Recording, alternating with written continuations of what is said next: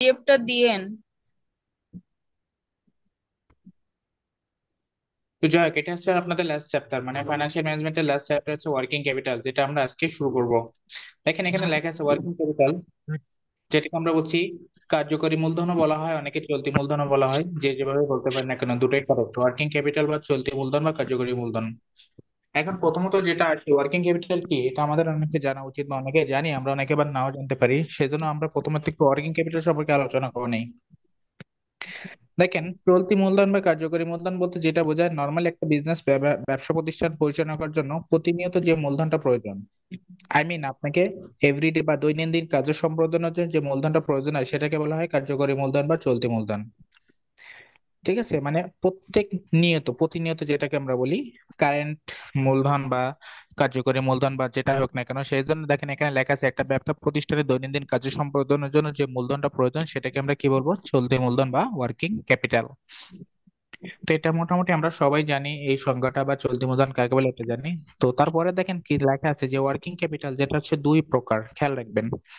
Working ক্যাপিটালে দুই প্রকার বলতে আসলে ভুল হবে, ওয়ার্কিং ক্যাপিটাল দুইটা বা ওয়ার্কিং ক্যাপিটাল দুইটা পদ্ধতি ব্যবহার করা হয়, এখানে এরকম লেখা উচিত যে ওয়ার্কিং ক্যাপিটালের ক্ষেত্রে দুইটা পদ্ধতি ব্যবহার করা হয়। কি কি? একটা হচ্ছে ক্যাশ ম্যানেজমেন্ট, এটা ফোরকাস্ট ম্যানেজমেন্ট। আবার বলছি, ওয়ার্কিং ক্যাপিটালের ক্ষেত্রে দুইটা পদ্ধতি আপনাকে ব্যবহার করা হচ্ছে, একটা ক্যাশ ম্যানেজমেন্ট, একটা ফোরকাস্ট ম্যানেজমেন্ট। সো এই দুইটা ম্যানেজমেন্ট সম্পর্কে আমাদের ধারণা আলোচনা করতে হবে। প্রথমত যেটা আসে ক্যাশ ম্যানেজমেন্ট আর ফোরকাস্ট, এটা নিয়ে একটু আলোচনা করব। ফার্স্টে হচ্ছে ক্যাশ ম্যানেজমেন্ট বলি, ক্যাশ ম্যানেজমেন্ট যেটা নগদ ব্যবস্থাপনা, আর ফোরকাস্ট ম্যানেজমেন্ট যেটা হলো পূর্বাভাস, সেটাকে বলা হয়। তো ক্যাশ ম্যানেজমেন্ট হচ্ছিল, যেটা বলি এই চ্যাপ্টার থেকে দুই টাইপের ম্যাথ আসে, একটা পার্ট বি একটা পার্ট সি। এই ক্যাশ ম্যানেজমেন্টের যে পার্টটা, এটা হলো পার্ট বি এর জন্য। আই মিন ক্যাশ ম্যানেজমেন্ট থেকে আপনাকে যে ম্যাথ গুলো আসে সেটা পার্ট বি, মানে 4 মার্কের যে অঙ্কগুলো। আর ফোরকাস্ট ম্যানেজমেন্ট যেটা, সেখান থেকে আসে পার্ট সি, মানে এটা হলো পার্ট সি তে অঙ্কগুলো থাকে। তো আপনাকে দুইটা পার্ট আলাদাভাবে জানতে হবে। প্রথমত যেটা জানতে হবে সেটা হচ্ছে ক্যাশ ম্যানেজমেন্ট জানতে হবে, কারণ এটা হলো পার্ট বি এবং এখানে হচ্ছে রুলস আছে। এখানে ক্যাশ ম্যানেজমেন্টের জন্য কিন্তু বা পার্ট বি এর জন্য কিন্তু রুলস গুলো ব্যবহার করা হয়। বাট ফোরকাস্ট ম্যানেজমেন্ট যেটা পার্ট সি তে, ওর জন্য কোনো রুলস নেই। তাহলে বলতে পারেন কেমনে করব, ওই ফোরকাস্ট ম্যানেজমেন্ট বা পার্ট সি এর জন্য আমাকে এখানে টেবিল ব্যবহার করতে হয়। আপনাকে টেবিল সম্পর্কে ধারণা রাখতে হবে বা টেবিল জানতে হবে। তবে ওইখানে কোনো সূত্র নেই, শুধু টেবিলটা বুঝতে পারলে আমাকে কি ওই ফোরকাস্ট ম্যানেজমেন্ট সম্পর্কে ধারণা পাওয়া যাবে। তাহলে আমরা শিখলাম যে ক্যাশ ম্যানেজ মানে কি, বললাম যে ক্যাশ ম্যানেজমেন্ট বলতে যেটা, সেটা হচ্ছে কি এখানে পার্ট বি এর জন্য যে ম্যাথ গুলো সেটা হচ্ছে ক্যাশ ম্যানেজমেন্টের মধ্যে থাকবে। আর ফোরকাস্ট ম্যানেজমেন্ট যেটা, সেটাকে পার্ট সি এর জন্য থাকবে। সো আজকে আমরা যেটা শিখবো সেটা হচ্ছে ক্যাশ ম্যানেজমেন্ট, মানে পার্ট বি এর যে রুলস বা যে নিয়মগুলো আছে সেগুলো আজকে আমরা শিখবো।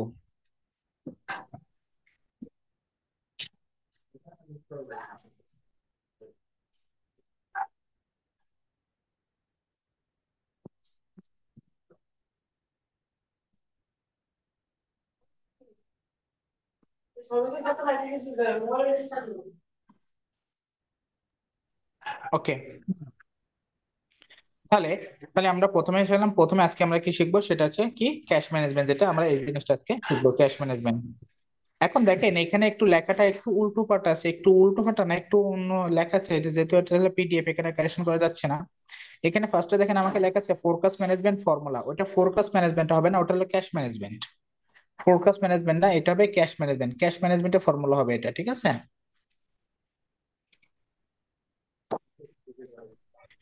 তো ক্যাশ ম্যানেজমেন্ট আপনাকে মাথায় রেখেন, এটা কিন্তু ক্যাশ ম্যানেজ, আমি যে মেথডটা এখন শেখাচ্ছি, যে পদ্ধতিটা এখন শেখাচ্ছি, সেটা কি ক্যাশ ম্যানেজমেন্টের জন্য আপনাকে শেখাচ্ছি। তো ক্যাশ ম্যানেজমেন্টের সম্পর্কে আমরা এখন একটু আলোচনা করি।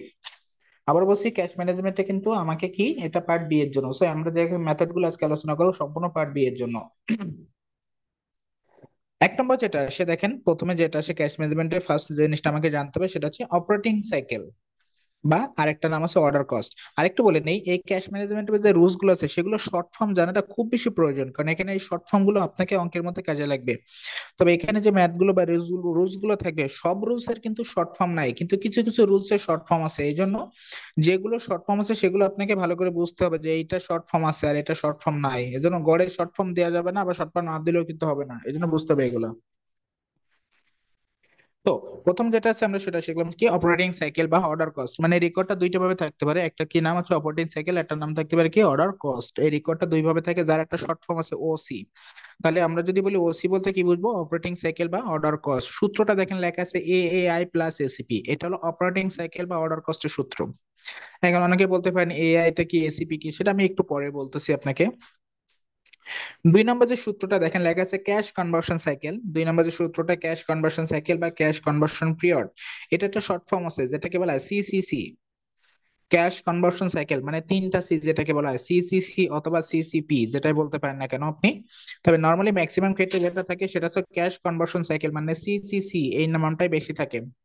তো সিসিসি সূত্র হচ্ছে কি AI plus ACP minus APP, AI plus ACP minus কি এপিপি।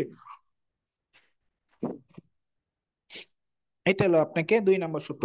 এখন একটু খেয়াল করতে হবে এই 1 নম্বর এবং 2 নম্বর, 1 নম্বর সূত্র যেটা ওসি বা অপারেটিং সাইকেল, আর 2 নম্বর সূত্র যেটা ক্যাশ কনভার্সন সাইকেল বা সিসিসি। এই দুইটা সূত্র জানতে হলে আমাকে 3টা তথ্য জানা প্রয়োজন। এই দুইটা রেকর্ডের মধ্যে আমাকে 3টা জিনিস প্রয়োজন, কি কি? একটা হলো এএআই, একটা এসিপি, একটা এপিপি। এখন কোশ্চেন আসে এই 3টা তথ্য কোথায় থাকবে। এই 3টা তথ্য অঙ্কে থাকতে পারে, যদি থাকে তো খুবই ভালো, মানটা বসাবো। যদি না থাকে 3টা তথ্য আবার কি করা যেতে পারে, বেরও করা যেতে পারে। তো থিমটা হচ্ছে এই 3টা তথ্য, মূল সূত্র কিন্তু ওসি আর সিসিসি। আর এই দুইটা সূত্র করতে হলে আমাকে যে 3টা তথ্য প্রয়োজন, সেই 3টা তথ্য অঙ্কে থাকলে আমরা এখানে ব্যবহার করবো, আর যদি না থাকে তাহলে কি করতে হবে, সেটা আমাকে হিয়ারে বের করতে হবে। এখন না থাকলে আমরা ভাইয়া হিয়ারে বের করবো, ঠিক আছে, বাট যদি থাকে তাহলে সেটা কিন্তু শর্ট ফর্ম থাকবে না। মানে এআই বা এসিপি বা এপিপি এগুলো কিন্তু শর্ট ফর্মে থাকে না, এগুলো ফুল ফর্মটা অঙ্কে দেয়া থাকে। তাহলে এখন কথা আছে এগুলো ফুল ফর্ম আমাকে জানতে হবে, কারণ ফুল ফর্ম না জানলে কিন্তু আপনি অঙ্কের মধ্যে খুঁজে পাবেন না যে এটা কার মান, এটা কার মান। এই জন্য দেখেন আপনাকে হিয়ারে সুন্দর করে এখানে লেখা আছে এ এ আই, যদি এই কথাটা এই মানটা অঙ্কে থাকে তাহলে কি নামে থাকবে সেটা লেখা আছে এ আই। এর ফুল মিনিং আছে অ্যাভারেজ এজ অফ ইনভেন্টরি। অথচ অঙ্কের আর মধ্যে এই অ্যাভারেজ পেজটা এজ অফ ইনভেন্টরি। ভাইয়া এই হ্যাঁ, পেজটা আমরা বুঝতে পারবো, আপনি পরের পেজে যান। এখানে কেন? শুধু হেয়ারে, ভাই এখানে তো শুধু হেয়ারে ফুল ফর্ম দেয়া আছে। হ্যাঁ, আপনি তো বুঝতে পারেন, সবাই যে বুঝতে পারবে তার কি গ্যারান্টি আছে? আপনার জন্য আপনারটা বললে তো হবে না, সবাইকে নিয়েই তো চলতে হবে। যদি সবাই মনে করে যে না ঠিক আছে ঠিক আছে সেটা, বাট আপনি বুঝতে পারলেন ঠিক আছে, আপনার জন্য ঠিক আছে। বাট বাকিরাও তো আছে এখানে, আপনাকে একা নিয়ে তো চললে হবে না, সবাইকে নিয়েই তো চলতে হবে।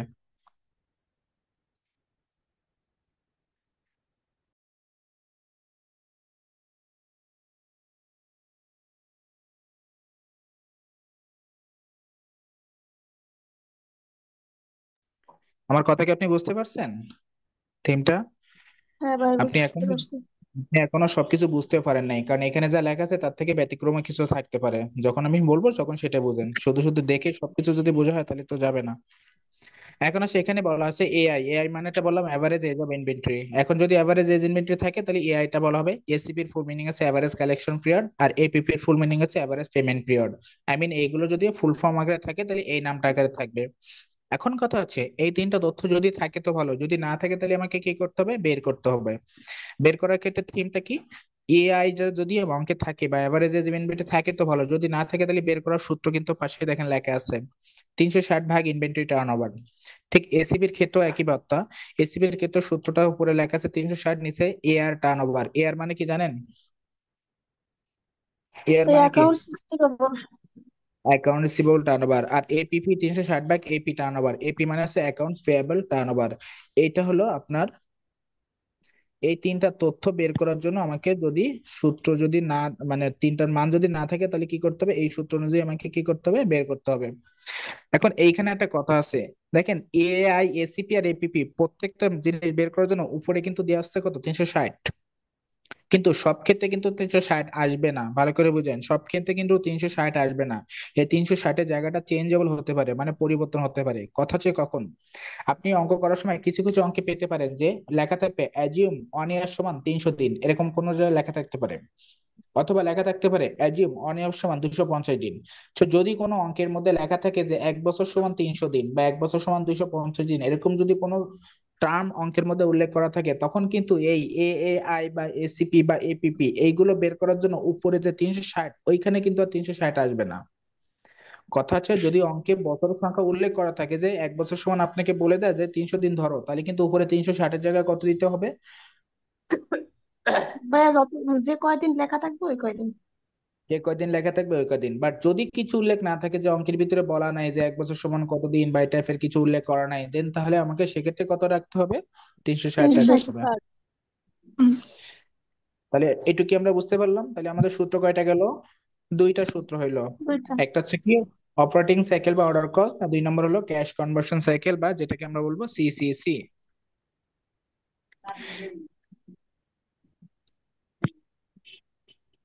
ভাইয়ের আর পাশে আবার ওসি সমান এআই প্লাস এসিপি লেখা, এটা কিসের জন্য?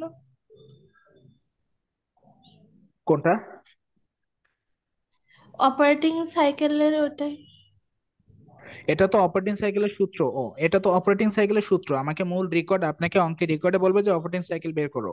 তো অপারেটিং সাইকেল বের করার সূত্র হলো এআই প্লাস এসিপি, এটা হলো অপারেটিং সাইকেলের মূল সূত্র হচ্ছে এটা।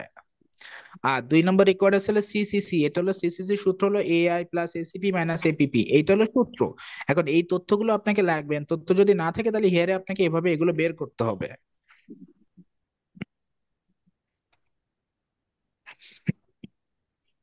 বুঝতে পারছেন আপনি? হ্যাঁ ভাইয়া। আচ্ছা, 3 নম্বর সূত্রটা দেখেন কি বলা আছে। 3 নম্বর যে সূত্র সেখানে লেখা আছে ম্যাক্সিমাম অপারেটিং ক্যাশ। 3 নম্বর যে সূত্রটা লেখা আছে ম্যাক্সিমাম অপারেটিং ক্যাশ, এটার একটা শর্ট ফর্ম আছে, এটাকে বলা হয় এমওসি, ম্যাক্সিমাম অপারেটিং ক্যাশ বা এমওসি। এমওসি সূত্রটা লেখা আছে দেখেন, টোটাল ইনভেস্টমেন্ট ভাগ ক্যাশ টার্নওভার, এটা হলো এমওসি সূত্র। টোটাল ইনভেস্টমেন্ট ভাগ ক্যাশ টার্নওভার, মনে রাখবেন অঙ্কের মধ্যে টোটাল ইনভেস্টমেন্ট 100% দেওয়া থাকবে, এটা নিয়ে আপনাকে টেনশন করার প্রয়োজন নাই। অঙ্কে ওরা উল্লেখই করে দেবে টোটাল ইনভেস্টমেন্ট এত টাকা, সেটা বসাতে হবে। বাট তার নিচে কি লেখা আছে, টোটাল ইনভেস্টমেন্ট ভাগ কি লিখলাম, ক্যাশ টার্নওভার। এখন মাথায় রাখবেন অঙ্কের মধ্যে কখনোই ক্যাশ টার্নওভার থাকবে না। আই মিন এমওসি বের করতে হলে মাথায় অঙ্কের মধ্যে ক্যাশ টার্নওভার যে নিচেটা, এটা কখনোই থাকবে না। এটাই কিন্তু আপনার 4 নম্বর সূত্র। দেখেন 4 নম্বর সূত্র লেখা আছে ক্যাশ টার্নওভার। এই ক্যাশ টার্নওভারের কোনো শর্ট ফর্ম নাই। একটু আগে বলছি কিছু কিছু রেকর্ডের কিন্তু শর্ট ফর্ম থাকবে, সেগুলো শর্ট ফর্ম আছে, যেমন ম্যাক্সিমাম অপারেটিং বা অপারেটিং সাইকেল এগুলো, কিন্তু ক্যাশ টার্নওভারের শর্ট ফর্ম নাই, এটা শর্ট ফর্ম বসাতে যাবেন না। তো ক্যাশ টার্নওভারের সূত্র কি, 360 ভাগ সিসিসি। ওই 360-এর ক্ষেত্রে একই কথা, যদি অঙ্কে বছরের সংখ্যা উল্লেখ থাকে তাহলে সেটা, যদি বলা না থাকে দেন 360। তো দেখেন 4 নম্বর রেকর্ড যেটা, ক্যাশ টার্নওভার করতে গেলে কি কি লাগবে, 360 ভাগ সিসিসি। বলুন তো এই সিসিসি আপনি কোথায় পাচ্ছেন? ক্যাশ কনভার্সন সাইকেল ভাইয়া, ওই যে 2 নাম্বার সূত্র। হ্যাঁ, সিসিটিটা পাচ্ছেন আপনি কত নম্বর সূত্র? 2 নম্বর সূত্রে। কথা কি ক্লিয়ার? হ্যাঁ ভাইয়া।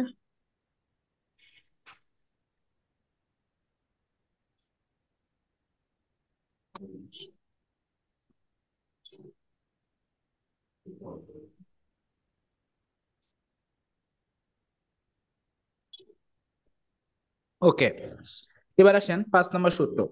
5 নম্বর সূত্র যেটা, সেটা লেখা আছে দেখেন অপটিমাম ক্যাশ ব্যালেন্স। 5 নম্বর যেটা আপনাকে লেখা আছে অপটিমাম ক্যাশ ব্যালেন্স, এর একটা শর্ট ফর্ম আছে। অনেকে বলতে পারেন ওসিবি, না, অপটিমাম ক্যাশ ব্যালেন্স কে অনলি ফর সি দ্বারা প্রকাশ করতে হয়। আবার বলছি অপটিমাম ক্যাশ ব্যালেন্স কে শুধুমাত্র কি দ্বারা প্রকাশ করতে হবে, সি দ্বারা প্রকাশ করতে হয়। অপটিমাম ক্যাশ ব্যালেন্স মানে হচ্ছে শুধু সি। এখন সি সূত্র কি লেখা আছে, 2 গুণ বি গুণ টি ভাগ আই, এটা হলো অপটিমাম ক্যাশ ব্যালেন্সের সূত্র।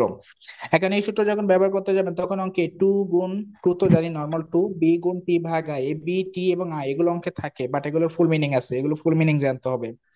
সেটা দেখেন লেখা আছে আই মানে লেখা আছে ইন্টারেস্ট রেট। আই মানে দেওয়া আছে কি ইন্টারেস্ট রেট, এটা সুন্দরভাবে লেখা আছে। টি মানে দেখেন টোটাল ক্যাশ রিকোয়ারমেন্ট, সহজ কথা বলি টি মানে টোটাল নামে একটা অ্যামাউন্ট অঙ্কে থাকবে, ওটাকে বলা হবে টি। তার মানে টি মানে বলা হচ্ছে টোটাল ক্যাশ রিকোয়ারমেন্ট, এটা হলো টি। তারপরে বি, বিটা কি, বি মানে হচ্ছে পার ট্রানজাকশন কস্ট, মানে বি নামের সাথে ফুল মিনিং এর শর্ট নাই, মিল নাই, তবে এটা মনে রাখতে হবে বি মানে হচ্ছে পার ট্রানজাকশন কস্ট। এটাকে বলা হয় প্রতিটা লেনদেনের জন্য যে খরচ, সেটাকে বলা হয় বি। মানে এক একটা লেনদেন করতে যে খরচটা, সেটাকে আমরা বি দ্বারা প্রকাশ করবো, এই জন্য বলা হচ্ছে বি মানে হচ্ছে পার ট্রানজাকশন কস্ট। তো এইটা গেল 5 নম্বর সূত্র। 6 নম্বর সূত্র যেটা লেখা আছে ক্যাশ কনভার্সন বা conversion cost, normally conversion cost এই নামটাই বেশি থাকে, মানে সিসি। দেখেন এর আগে কিন্তু আমরা 3টা সি সূত্র শিখছি, 3টা সি। আর 6 নম্বর যে রেকর্ডটা সেটা হলো 2টা সি, আর 5 নম্বর যে রেকর্ডটা সেটা একটা সি। এই জন্য ওই শর্ট ফর্ম গুলো মনে রাখবেন, কোনটা 3টা সি সূত্র, কোনটা একটা সি সূত্র, কোনটা 2টা সি সূত্র, এগুলো মনে রাখতে হবে। তো ক্যাশ কনভার্সন কস্ট বা কনভার্সন কস্ট বা ক্যাশ কনভার্সন যাই হোক, যেটাকে আমরা সিসি বলবো। সিসি সূত্র লেখা আছে বি গুণ টি ভাগ সি, বি গুণ টি ভাগ সি। এখানে বি এর মানটা খেয়াল করবেন, বি এর মানটা আমি আগেই বলছি, বি মানে হচ্ছে পার ট্রানজাকশন কস্ট, টি মানে হচ্ছে টোটাল ক্যাশ রিকোয়ারমেন্ট, টি মানে টোটাল ক্যাশ রিকোয়ারমেন্ট, আর সি, সি বলতে হচ্ছে ওই যে আপনি অপটিমাম ক্যাশ ব্যালেন্স যেটা সি বের করতেছেন, ওই যে 5 নম্বর রেকর্ডে যে সি মানটা আপনি পাচ্ছেন, ওই সি মানটা আপনাকে এখানে বসাতে হবে। সো 6 নম্বর যদি রেকর্ডটা আপনাকে চায়, তাহলে প্রথমত যেটা কাজ করতে হবে, আগে 5 নম্বর রেকর্ডটা বের করে নিয়ে দেন ওই মানটা আপনাকে 6 নম্বরে বসাতে হবে। 6 নম্বর রেকর্ড ক্লিয়ার? হ্যাঁ ভাইয়া। 7 নম্বর যেটা সূত্র, সেটা লেখা আছে অপরচুনিটি কস্ট। অনেকে বলতে পারেন ওসি, এর কোনো শর্ট ফর্ম নাই। দেখেন ভালো করে বুঝেন, এখানে যদি আপনি শর্ট ফর্ম ওসি দেন, তাহলে 1 নম্বর রেকর্ডে কিন্তু শর্ট ফর্ম ছিল ওসি, এই জন্য খেয়াল রাখবেন অপরচুনিটি কস্ট 7 নম্বর যে রেকর্ডটা, এর কোনো শর্ট ফর্ম নাই। এই সূত্র হলো সি গুণ আই ভাগ টু, সূত্র হচ্ছে সি ইন্টু আই ভাগ টু। সি মানে তো আমি বলছি ওই যে 5 নম্বর যে রেকর্ডটা আপনি পাচ্ছেন 5 নম্বরে, ওখান থেকে সির মানটা পাবেন, ওর সাথে গুণ করতে হবে আই, আই মানে যেটাকে বলা হয় ইন্টারেস্ট রেট। তো ইন্টারেস্ট রেট অঙ্কে দেওয়া থাকবে ভাগ টু, এটাকে আমাকে 2 দ্বারা ভাগ করতে হবে। এটা গেল আমাকে 7 নম্বর। 8 নম্বর যেটা, সেটা হচ্ছে কি লেখা আছে, 8 নম্বর যেটা সেটা হচ্ছে অ্যাভারেজ ক্যাশ ব্যালেন্স। এটারও কোনো শর্ট ফর্ম নাই, অ্যাভারেজ ক্যাশ ব্যালেন্স এই জিনিসটারও কোনো শর্ট ফর্ম নাই। অ্যাভারেজ ক্যাশ ব্যালেন্সের সূত্র হলো সি ভাগ টু, এই সূত্র হচ্ছে সি ভাগ টু।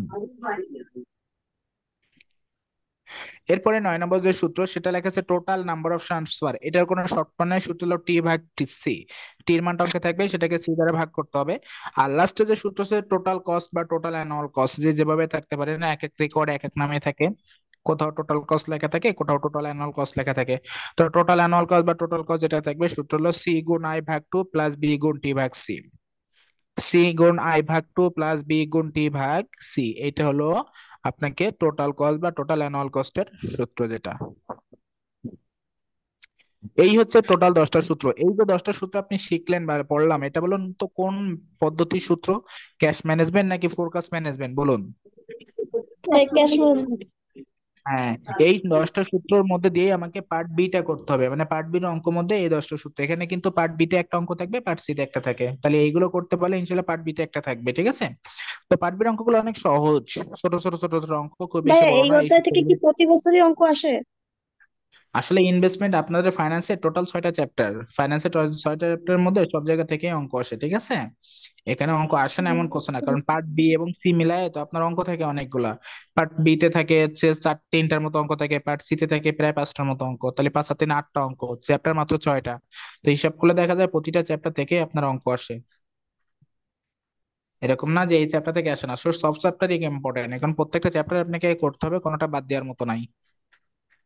তাহলে ভাইয়া যদি এই সাবজেক্টে আপনার থিওরিতে টাচ না করি, বিসি পার্টে শুধু অঙ্কের প্রিপারেশনটা নিয়ে যাই, তাহলে তো মানে পাস মার্ক ইজিলি ভাবে আসবে। দেখেন, পাস করা যাবে সেটা ব্যাপার না, পাস করে ম্যাথ করা যাবে সেটা ফ্যাক্ট না, কিন্তু থিওরিটা প্রিপারেশন এই জন্য নিতে হয়, কারণ অঙ্কে আমি জানি যে অঙ্ক বাদবে ঠিক আছে, বাট অঙ্কে অনেক সময় করতে গেলে পরীক্ষার হলে অনেক সময় রুলস ভুলে যেতে হয়, অনেক সময় অঙ্ক উদ্ভট আসতেও পারে, বলা যায় না কখনো করার অঙ্কে কি করবে। সো থিওরি জিনিসটা হলো আপনার সাপোর্টিভ, আপনাকে থিওরি যে মানে পড়তেই হবে এরকম কিছু না, কিন্তু থিওরি জিনিসটা আপনাকে সাপোর্ট হিসেবে কাজ করতে হবে, লিখতে হবে এমন কোনো কথা না। এই জন্য আপনি যদি থিওরিটা সাপোর্ট হিসেবে যেতে চান, তাহলে মনে করেন কোনো কারণে আপনার অঙ্ক হচ্ছে না বা অঙ্ক পারতেছে না, দেন তাহলে আপনাকে কি করতে হবে, থিওরি লিখে পাশ করে আসতে হবে। হ্যাঁ, আপনি ম্যাথ করার চেষ্টা সবার আগে প্রথমে থাকতে হবে। যদি ম্যাথের ক্ষেত্রে নিতান্তই কোনো ম্যাথের সমস্যা করে বসে, যে কোনো কিছু প্রবলেম থেকে বসে, সেক্ষেত্রে আপনাকে কি করতে হবে, আপনাকে থিওরিদের উপর প্রেশার নিতে হবে। ভাইয়া থিওরি তো ইংলিশ, এই কারণে তো সমস্যা। এই জন্য তো নাম্বারটা বেশি পাবেন, কারণ ইংলিশ জিনিসটা হলে নাম্বারটা বেশি পাওয়া যায়, কারণ বাংলা স্যার যখন পড়তে পারে, কিন্তু ইংলিশে লিখলে স্যার অত সব পড়ার টাইম থাকে না। আর ইংলিশে লিখলে আপনি কি লিখবেন আপনি নিজেই ভালো বুঝতে পারবেন না, ঠিক আছে? এই জন্য আপনাকে ইংলিশ জিনিসটা লেখাটাই বেশি করে যা লিখে আসবেন, ইংলিশ থিমটা হচ্ছে আপনাকে লিখে আসতে হবে। আপনি যদি মোটামুটি খাতা পেজ ভরে লিখে আসতে পারেন, আপনাকে মার্ক পাওয়া যায় ইংলিশে, কারণ ইংলিশে লেখাগুলো মনে স্যার অতভাবে ভাই আপনাকে এটা আমি প্রশ্নগুলোর অ্যান্সার মনে না শুনুন, থাকলে কি করে লিখবো? হ্যাঁ ইংলিশ লেখাটা আপনাকে আমি আজকে না, এটা নেক্সট ক্লাসে আপনাকে ইংলিশ লেখার একটা থিম আপনাকে বোঝাবো যে কিভাবে কি করতে হয়। কারণ ইংলিশ লেখাটা এমনি তো আসলে মুখস্থ করাটা একটু টাফ। সো আপনাকে কিভাবে মুখস্থ করতে হবে না করতে হবে এই জিনিসের থিমটা আমি আপনাকে নেক্সট ক্লাসে বোঝাবো, যে কিভাবে কোন ফরম্যাটে লিখলে বা কিভাবে লিখলে আমার অল্প সময়ের মধ্যে বেশি কিছু লেখা যায়। ওকে, তাহলে এখন যে সূত্রগুলো হচ্ছে সূত্র নিয়ে এগুলো কারো কোনো কোশ্চেন আছে? না ভাইয়া। এবার দেখেন আমি আপনাকে একটা অঙ্ক এখানে দেখাচ্ছি, যেহেতু রুলস গুলো করলাম আজকে একটা অঙ্ক আমরা দেখি। এক নম্বর অঙ্কটা, এখানে বলা আছে you have been furnished with the following information following data of ABC company limited. এখানে এবিসি কোম্পানির কিছু তথ্য আপনাকে দেওয়া আছে, সেটা ফার্স্ট অফ অল লেখা আছে ইনভেন্টরি টার্ন ওভার, একটা ইনভেন্টরি টার্ন ওভার সেখানে 6 টাইম। তারপর লেখা আছে average collection period, average collection period বলতে পারেন এর শর্ট ফর্মটা কি হবে? এসিপি। এসিপি। এসিপি, এভারেজের এস, কালেকশনের সি, পিরিয়ডের পি, তাহলে এভারেজ কালেকশন পিরিয়ড যেটাকে বলা হয় এসিপি। এসিপি আছে 40 ডেজ, আর এটা আছে এভারেজ পেমেন্ট পিরিয়ড, এটা বোঝাই যাচ্ছে এপিপি। এপিপি আছে 30 ডেজ। একটু কথা মনে রাখবেন, এই অঙ্কগুলো করতে হলে এসিপি, এপিপি এবং এআই এই তিনটা তথ্য সবসময় একই সাথে ব্যবহার করা হয়। যে অঙ্ক এই অঙ্কগুলো আসলে মাথায় রাখবেন যে তিনটা তথ্যই আমাকে প্রয়োজন হবে, এসিপি, এপিপি এবং এআই, কিন্তু তিনটা তথ্য আছে কিনা সেটা দেখতে হয়। এখানে অঙ্কে কখনো তথ্য তিনটা থাকে, কখনো একটা থাকে, কখনো দুইটা থাকে। যদি কোনোটা মিসিং থাকে সেটা আমাকে কি করতে হবে, বের করতে হবে। যেমন এই অঙ্কটায় দেখেন এখানে দুইটা তথ্য গিভেন দ্যাট আপনাকে দেয়া আছে, একটা এসিপি দেয়া আছে, একটা এপিপি দেয়া আছে, তাহলে মিসিং আছে কোনটা বলুন তো?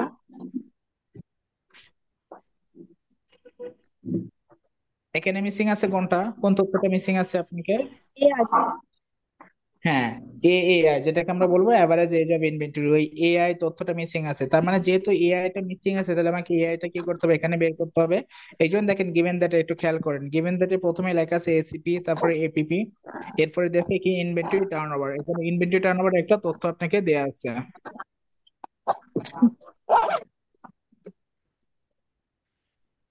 ওকে, এবার রেকর্ডটা একটু খেয়াল করেন, তার নিচে বলা আছে অ্যাজিউম 1 ইয়ার সমান 360, এখানে বলে দিচ্ছে 1 বছর সমান কতদিন, 360 দিন, তার মানে 360 ধরে কাজ করতে হবে। এক নম্বর রেকর্ডে আমাকে কি বলছে, এক নম্বর রেকর্ডে বলছে অপারেটিং সাইকেল। এক নম্বর রেকর্ডে বলছে অপারেটিং সাইকেল, এর একটা শর্ট ফর্ম কিন্তু আমরা জানি, অপারেটিং সাইকেলের শর্ট ফর্মটা কি বলুন তো? ওসি। ওসি, তাহলে অপারেটিং সাইকেলের শর্ট ফর্ম হচ্ছে ওসি। তাহলে ওসি সূত্রটা কি লেখা আছে, যে ওসি সূত্র হলো এআই প্লাস এসিবি, এটা ছিল ওসি সূত্র। এখন এইখান থেকে যে দুইটা তথ্য লাগবে, ওসি সূত্র হলো এআই প্লাস এসিপি, মানে অ্যাভারেজ এজ অফ ইনভেন্টরি, ওর সাথে অ্যাভারেজ কালেকশন পিরিয়ড আমাকে যোগ করতে হবে। তো এক্ষেত্রে দেখেন এসিপি টা দেয়া আছে, বাট এআই এই ভদ্রলোকটা নাই। যেহেতু এটা নাই, তাহলে এখানে আমার হিয়ারে কি করতে হবে, বের করতে হবে। এই যে দেখেন পাশে হিয়ারে সুন্দর করে লেখা আছে যে 360 ভাগ ইনভেন্টরি টার্নওভার, এটা হলো এআই বের করার সূত্র, যেটা আমরা একটু আগে সূত্রে লিখে আসছি। যে কোনো তথ্য না থাকলে তখন আমাকে সেটা জিনিস কি করতে হবে, বের করতে হবে। যেহেতু এখানে এআই টা নাই, তাহলে আমাকে ওই এআই টা কি করতে হবে, বের করতে হবে। বের করলাম 360 ভাগ ইনভেন্টরি টার্নওভার, 360 ভাগ ইনভেন্টরি টার্নওভার দিয়ে আছে 6, ভাগ করলে আসছে 60। এবার জাস্ট এখানে মানটা বসে ক্যালকুলেট করে দিলাম। অনেক সহজ। এগুলো সিম্পলি সব অঙ্ক। এখনো রেকর্ড আরেকটা আছে, সেটা আছে ক্যাশ কনভার্সন সাইকেল, এটা শর্ট ফর্মটা কি বলুন তো? ইসি। হ্যাঁ, সিসিসি, এটা হচ্ছে আপনার 2 নম্বর সূত্র, cash conversion cycle, CCC. CCC সূত্র হচ্ছে কি AI plus ACP minus APP, তিনটা তথ্যই আমার অঙ্কে এখন দেয়া আছে, জাস্ট যোগ বিয়োগ করলাম, অঙ্ক শেষ।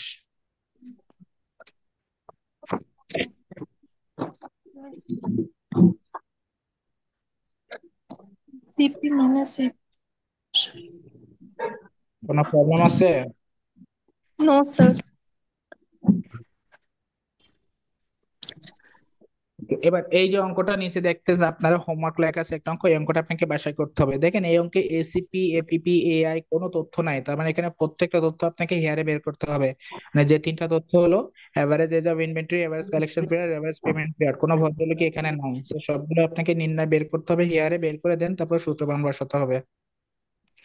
বা সূত্র দ্বিতীয় পাঁচটা একটু দেন, স্ক্রিনশট দেবো।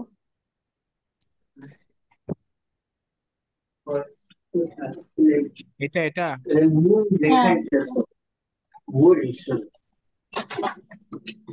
আচ্ছা, তো সবাই কি কমপ্লিট, এটুক যেটুক করলাম সবাই কি বুঝতে পারছেন? হ্যাঁ হ্যাঁ।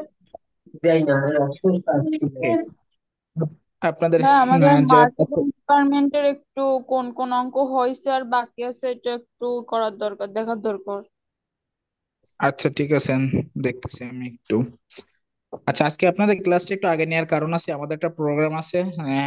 আমাদের অফিসিয়াল হেড অফিসে একটা প্রোগ্রাম আছে, তার জন্যই আসলে 7:30 প্রোগ্রাম, এই জন্য ক্লাসটা একটু আগে নিয়ে নিলাম।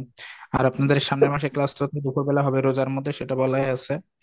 সো যাই হোক, রুটিন না গ্রুপে আপনারা পেয়ে গেছেন, ক্লাসের সংখ্যা বাড়ানো হয়েছে। ইনশাল্লাহ শনিবার থেকে কিন্তু রুটিন কার্যকর হবে, ঠিক আছে? শনিবার থেকে কিন্তু আপনাদের নতুন রুটিনে যে ক্লাস হবে। সবাই ক্লাসে আচ্ছা। উপস্থিত থাকবেন। ওকে।